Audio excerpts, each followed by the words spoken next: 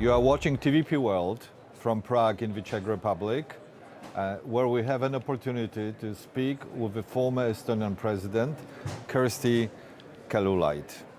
Madam President, thank you very much for your time. Thank you for being here with us.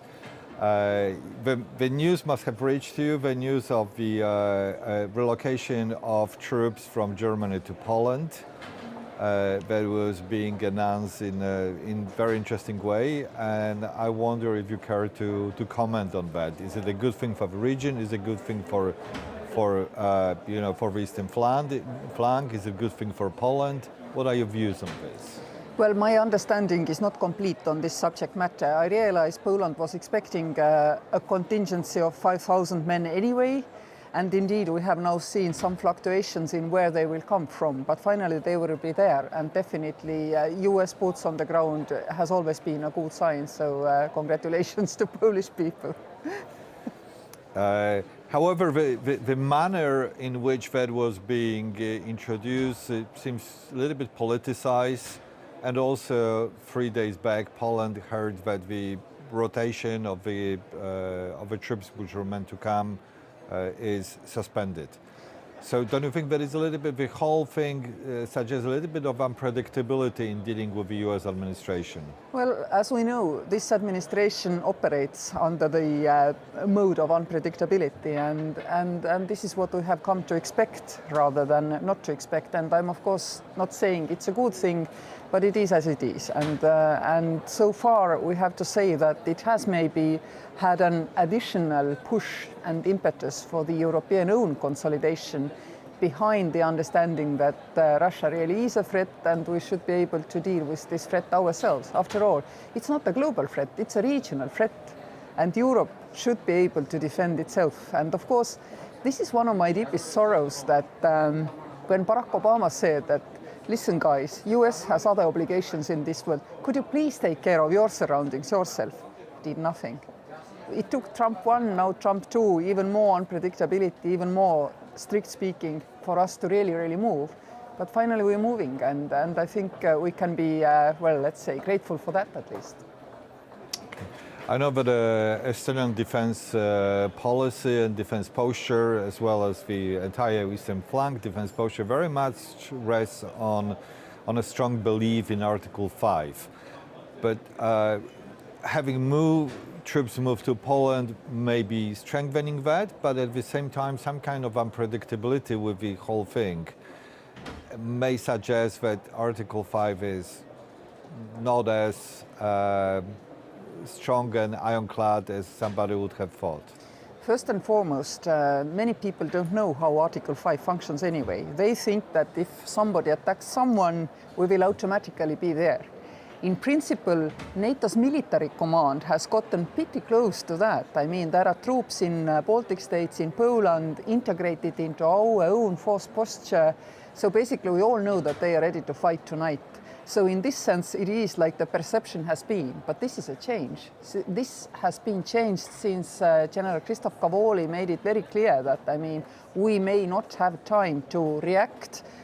We might be losing territory if Russia went totally crazy, and we cannot afford to lose territory because we know what happened in Bucha and Irpin.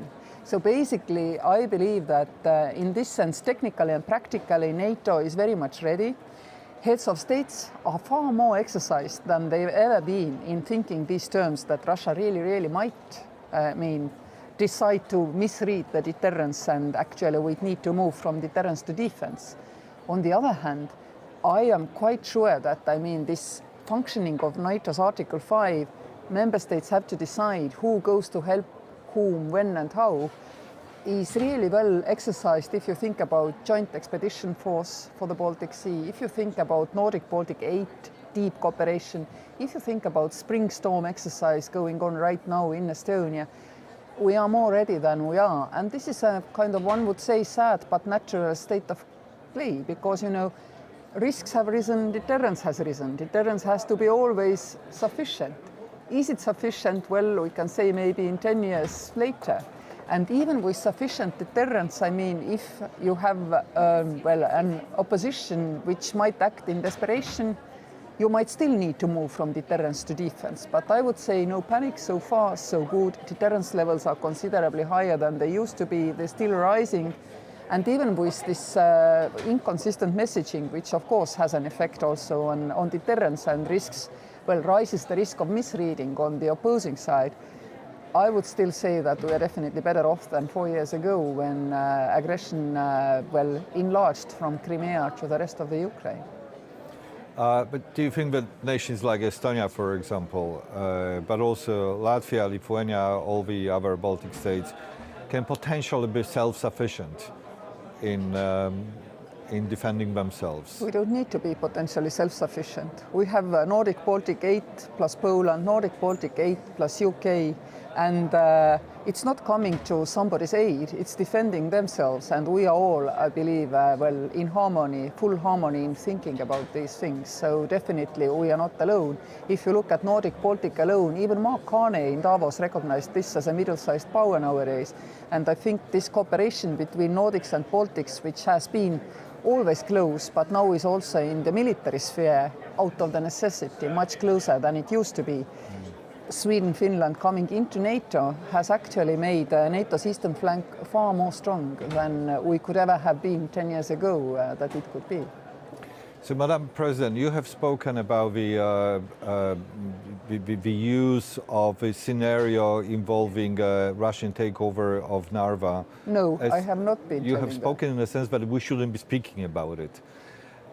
Yeah, because I've never thought... I wonder if you want to elaborate on that. Yes, because what I've never always thought that if I were a Russian strategist trying to plan an attack on NATO, would I go for a town of 40,000 people, considerable loss of life, I mean, very visible? Or I would rather choose an inhabited area, somewhere close to Suwalki Gap, for example, and just take over 100 hectares of wood, basically.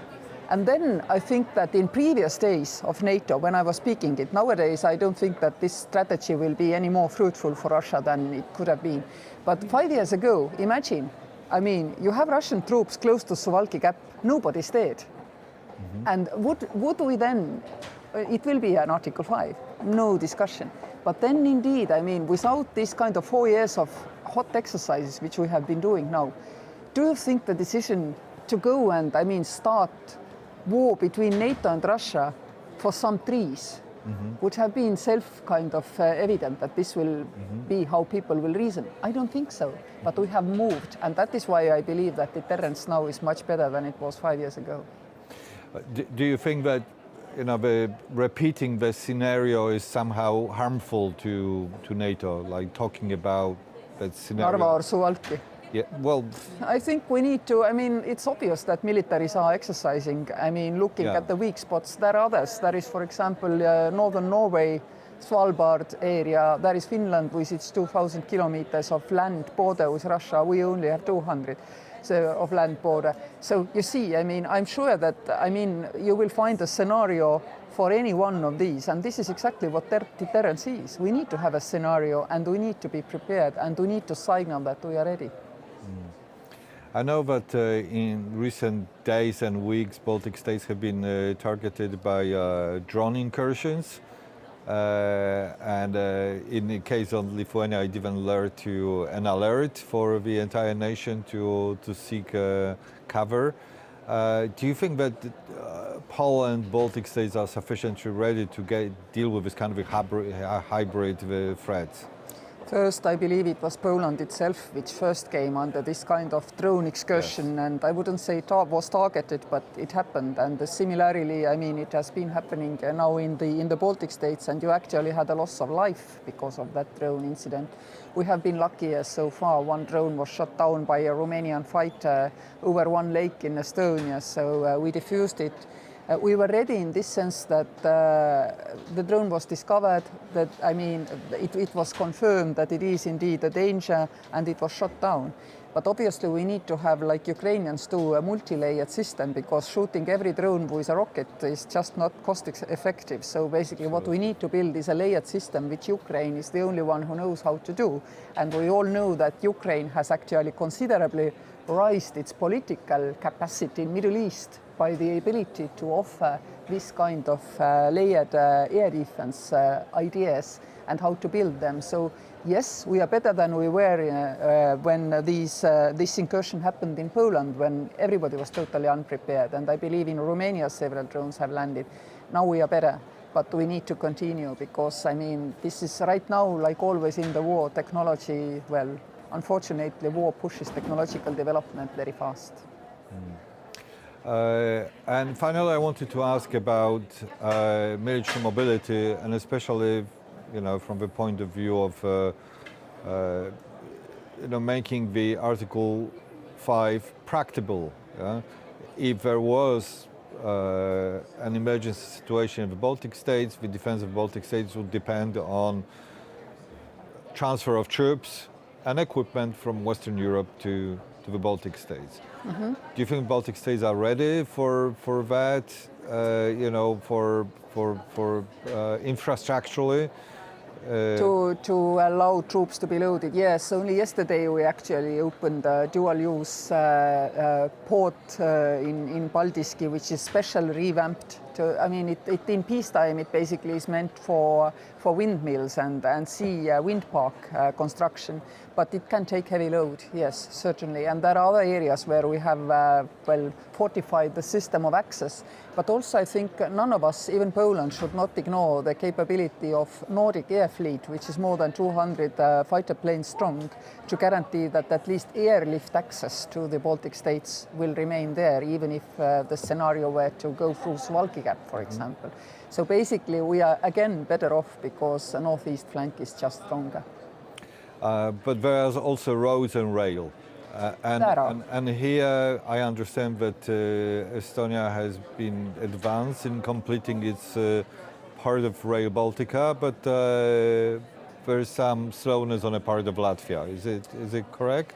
Well, I am quite sure that Latvians will finally do what is right to do, but let's face it, Rail Baltic has not been a kind of an easy run-through project. And basically, I've been EU auditor for 12 years, and I'm yet to see a grand projet which was on time and on budget. So basically, I would say, even if it for us looks like very abnormal compared to national projects, but on the other hand, looking at the European grand projet level, this is how things are. And of course, I mean, we would wish that it were already ready. It isn't, but we move forward, and I'm quite sure that this project will also be completed. I would say it is beyond the point of no return.